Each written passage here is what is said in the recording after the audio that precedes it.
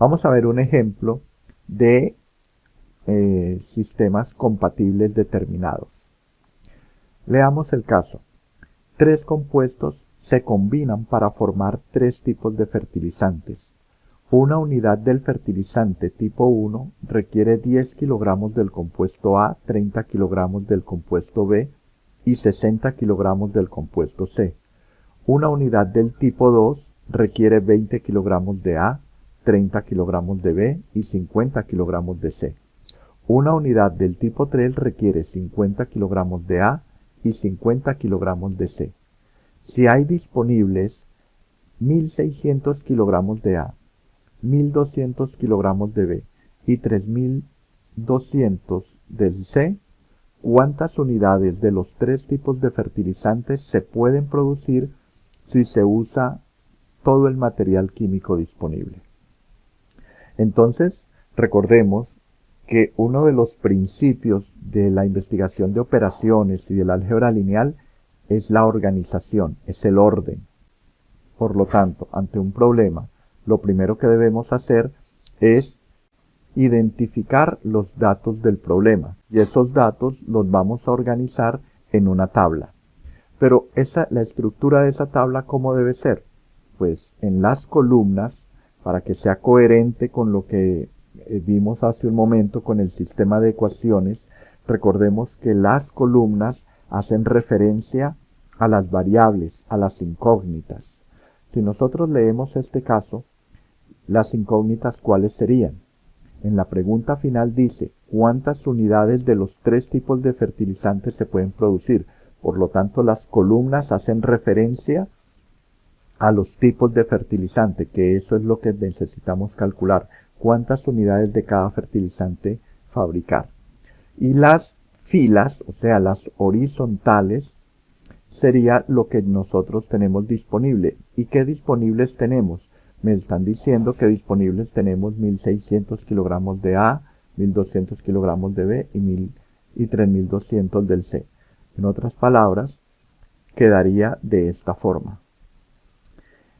Esta matriz o esta tabla que tenemos acá representa las cantidades en kilogramos de cada compuesto de fertilizante. Veamos entonces, en la columna 1 sería el fertilizante 1, las cantidades del fertilizante 1 a fabricar, los datos para fabricar el fertilizante 2, y la columna 3 tenemos los datos para fabricar el fertilizante 3. Me está diciendo el caso que para hacer 1 kilogramo o para hacer una unidad de fertilizante A se requieren 10 kilogramos de compuesto A. Se requieren 30 del compuesto B y 60 del compuesto C. Para fabricar el fertilizante 2 se requieren 20 kilogramos del A, 30 kilogramos del B y 30 kilogramos del C. Y para el fertilizante C solamente se requiere 50 del A y 50 del C. Pero como también tenemos unos disponibles, los colocamos al final. ¿Cuánto tenemos de recursos disponibles para fabricar esos tres fertilizantes? Me está diciendo que del compuesto A tenemos 1600 kilogramos, del compuesto B tenemos 1200 kilogramos y del compuesto C tenemos 3200 kilogramos. Una vez tenemos la información ya organizada, debemos definir la simbología para nuestras variables. Entonces aquí tenemos una variable o una incógnita. Cantidad de unidades de fertilizante 1 a fabricar. Cantidad de fertilizante 2 a fabricar, que es la segunda variable, y cantidad de fertilizante 3 a fabricar. Por lo tanto, tendríamos esta simbología. El X1 representa el fertilizante 1, el X2 representa la cantidad de fertilizante 2 y el X3 la cantidad de fertilizante 3. Los datos de la tabla me dicen que para fabricar el fertilizante 1, el fertilizante 2 y el fertilizante 3 se requiere de compuesto A y se requiere en estas cantidades. Entonces, ¿cómo quedaría la primera ecuación? El sistema de ecuaciones lineales quedaría así. Para la primera ecuación, ¿Cuánto tengo disponible? Tenemos disponibles 1600 kilogramos del compuesto A. Pero ese disponible se va a consumir en los 3 fertilizantes. El fertilizante 1 utiliza 10 kilogramos multiplicado por todas las unidades que fabrique del fertilizante 1 más los 20 kilogramos que requiere el fertilizante 2 multiplicado por todas las unidades que fabrique del fertilizante 2 más lo que requiere el fertilizante 3 del compuesto A multiplicado por todas las unidades del compuesto 3 que fabrique. Este lado izquierdo, ¿qué me está representando? Lo que voy a utilizar. Y lo que está al lado derecho, ¿qué está simbolizando? Lo que hay disponible. De la misma forma, podríamos identificar la ecuación para el compuesto B. Para el compuesto B, también se va a utilizar 30 kilogramos para el fertilizante 1. Los 30 kilogramos del compuesto B para el fertilizante 1 multiplicado por la cantidad de fertilizante 1 que fabrique más 30 kilogramos del compuesto B para el fertilizante 2 multiplicado por todas las unidades del compuesto del fertilizante 2, ¿qué me generaría? Me generaría el total de compuesto B que se utiliza para el fertilizante 1 y 2. Notamos que acá no se utiliza compuesto B para el fertilizante 3, queda entonces el espacio en blanco. La tercera ecuación sería similar. 60 kilogramos del compuesto C, que es 60 kilogramos del compuesto C, multiplicado por todas las unidades de fertilizante 1 que haga, o sea, multiplicado por X1. A esa cantidad que utilicé en el fertilizante 1, le sumo la cantidad que utilizamos en el fertilizante 2. Entonces, por cada unidad del fertilizante 2 que haga, debo multiplicarlo por 50 unidades de compuesto C. Y el último, el 50X3, representa la cantidad del compuesto C que se utiliza en el fertilizante 3.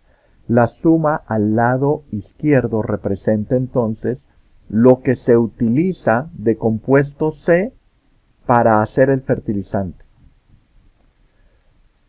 Y el 3200, lo que está al lado derecho, es la cantidad disponible de compuesto C. Una vez que tenemos este sistema de ecuaciones, tenemos que buscar nuestro sistema matricial. Y la matriz de coeficientes están dados por estos valores. El vector de incógnitas o variables está formado por x1, x2 y x3. Y el vector de términos independientes, es decir, los disponibles, quedando nuestro sistema de ecuaciones ax igual b de esta forma. Nuestra matriz de coeficientes, matriz A, el vector incógnita, el vector x, estaría formado por las variables x1, x2, x3, pero irían en una columna. ¿Por qué? Porque al multiplicarse dos matrices, recordemos que se multiplican las filas de la primera con la columna de la segunda matriz.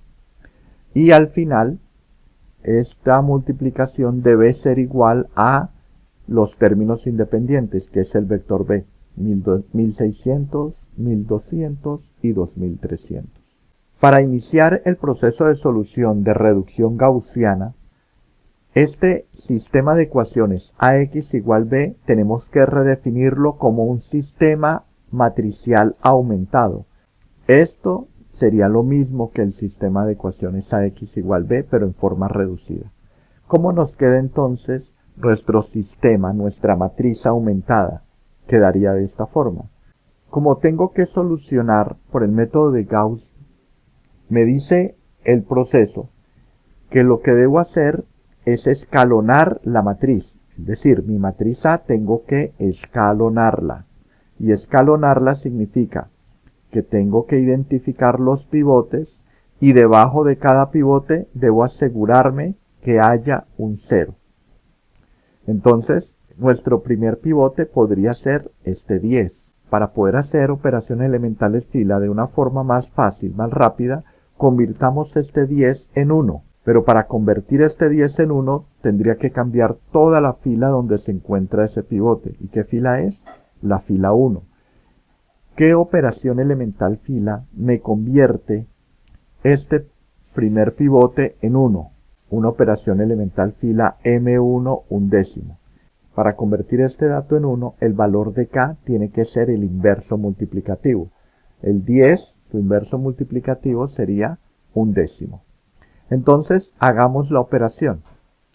Este primer 10 se multiplica por su inverso multiplicativo, que es el valor de K, y el resultado es 1, que se va a colocar en la fila 1. La única fila que cambia es la 1. La fila 2 y la fila 3 noten que se mantiene constante.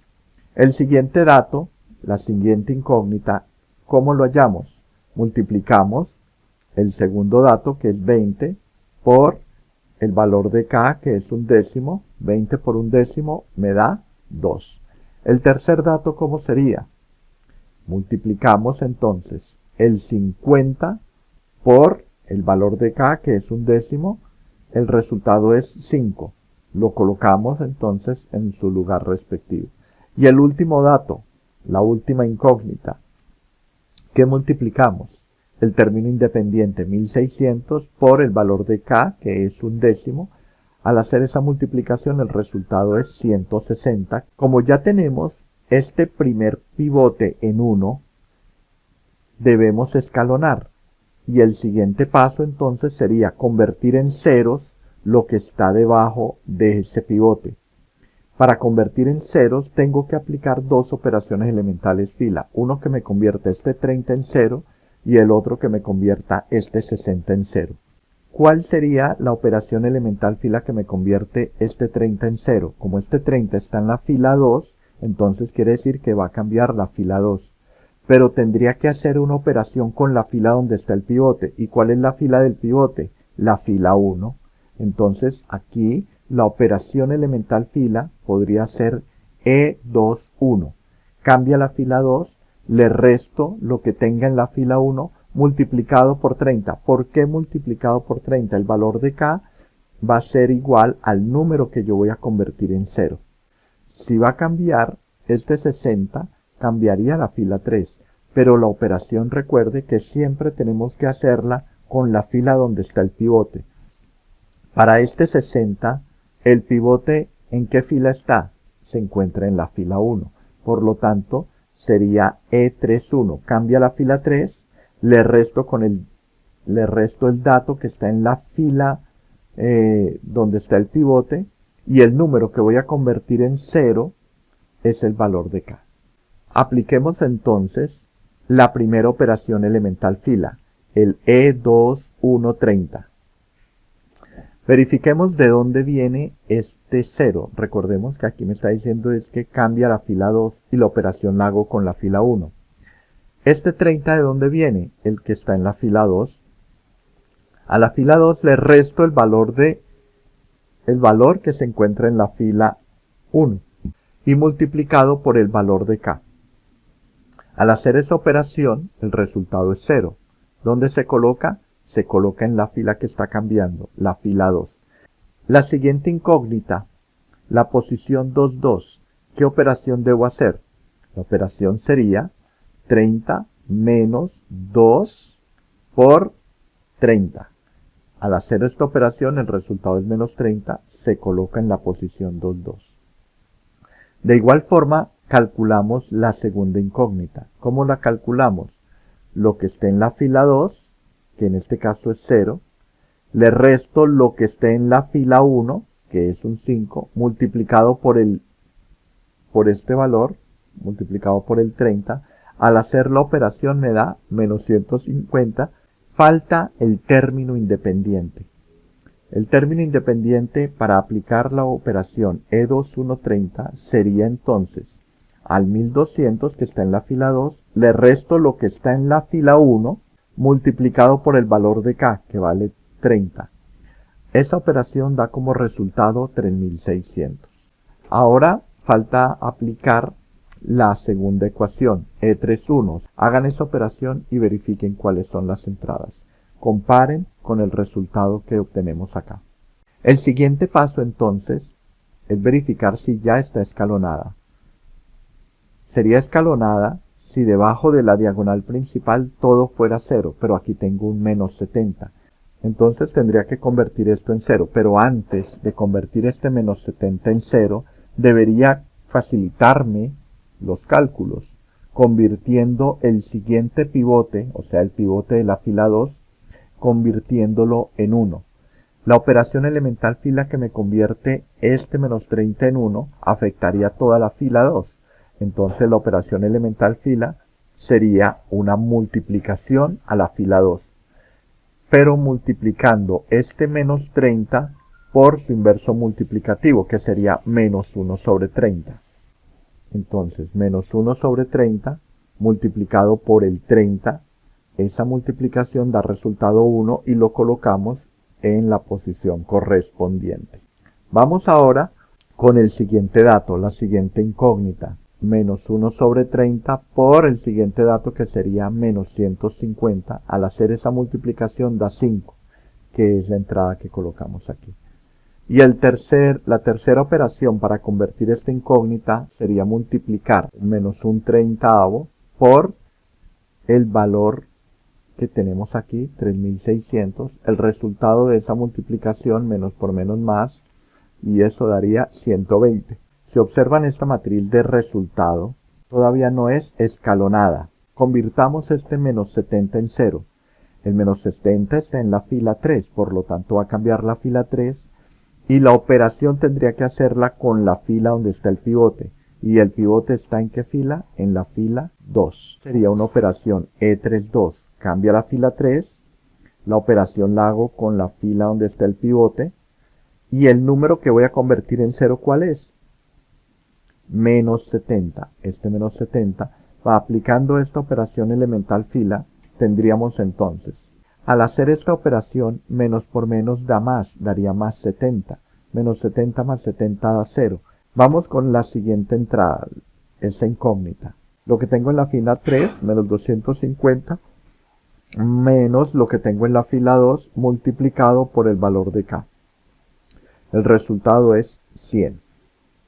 Y el último dato sería lo que tengo en la fila 3, menos 6400, le resto lo que tengo en la fila 2, 120, multiplicado por el valor de K, menos 70. Esta operación da como resultado 2000. Si ustedes se fijan, ya está esta matriz escalonada. La diagonal principal es 1, 1, 100. Debajo de la diagonal principal todos son ceros. El primer pivote es 1 y debajo de él tenemos dos ceros. El segundo pivote sería el de la fila 2, tenemos un 0. Y el tercer pivote sería 100. Entonces retomemos esta matriz, esta última matriz, y vamos a identificar las variables. Cada columna está asociada con una de las variables. Entonces la primera columna sería asociada con la variable x1, la segunda con x2 y la tercera con x3. Según lo que nos decía el concepto, este sistema de ecuaciones tenemos que reescribirlo como un sistema matricial ux igual c. Ahora este sistema lo podemos convertir a ecuaciones para poder calcular la sustitución regresiva. Al multiplicar la fila 1 por la columna, ¿qué debería ser igual a eso? 160. Entonces aquí 1 por x1 más 2 por x2 más 5 por x3. Esto debería ser igual ¿a qué? A la primera entrada, porque estoy multiplicando la fila 1 por la columna 1, o sea, me está mostrando la primera entrada, 160. De la misma forma, multipliquemos la segunda fila por la columna. ¿Y esto qué sería? 1, 0 por x1, 0, o sea, no se coloca. x2 por 1 sería x2. Y 5 por x3 daría 5x3. Al multiplicar la segunda fila por la columna, ¿qué obtengo? La segunda entrada. Y finalmente multipliquemos la fila 3 con la columna. 0 por 1, 0. 0 por 2, 0.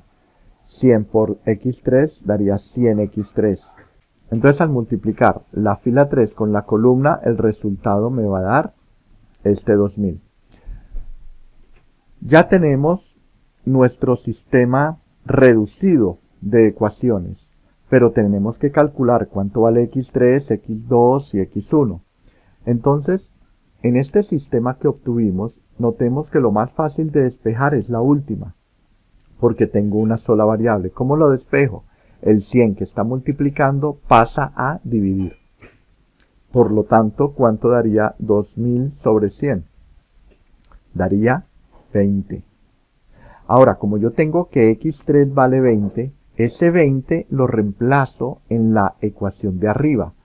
Entonces, ¿cómo quedaría mi expresión? x2 más 5 por x3, pero x3 ya sabemos que nos dio 20. Al hacer esta operación, ¿qué obtenemos? 5 por 20 da 100, igual a 120. Como tengo que calcular a x2, este 100 que está sumando pasa al otro lado a restar, daría 20, 120 y el 100 le resta, al 120 le restamos este 100, daría 20. Ahora, como ya tenemos el x3 y el x2, vamos a reemplazar en la primera ecuación. Ya no escribimos x2 ni escribimos x3, sino que vamos a reemplazar sus respectivos valores. ¿Qué obtenemos? x1 más 2, x2, pero x2 ¿cuánto vale? 20, más 5 por x3, x3 ¿cuánto vale? 20. Al hacer esa operación, obtenemos que 2 por 20 es 40, y 5 por 20 es 100, 40 más 100, 140. O sea que x1 es igual a 140 más 160. Para poder hallar x1, el 40 debería pasar al otro lado a restar. O sea que 160 menos 140, ¿cuánto da eso? 20. Si ustedes se dan cuenta, el x1 solo tiene una respuesta. El x2 también solo tiene una única respuesta. Y el x3 también tiene una única respuesta. Por lo tanto, como hay una solución y esa solución es única, se dice que ese sistema de ecuaciones es determinado. Ahora, de esta matriz U que obtuvimos, ¿cuántas son variables libres y cuántas son variables básicas? La primera columna, la variable es x1. ¿Y en esta columna hay pivote? Sí, hay un pivote porque bajo de esos números hay ceros. Por lo tanto, x1 sería una variable básica. En x2 también hay pivote, 1. Entonces x2 también es una variable básica. Y el x3 está asociada con el tercer pivote que sería 100. O sea que x3 es una variable básica porque tiene pivote la columna en la que ella se encuentra. En conclusión, las variables básicas son x1, x2 y x3.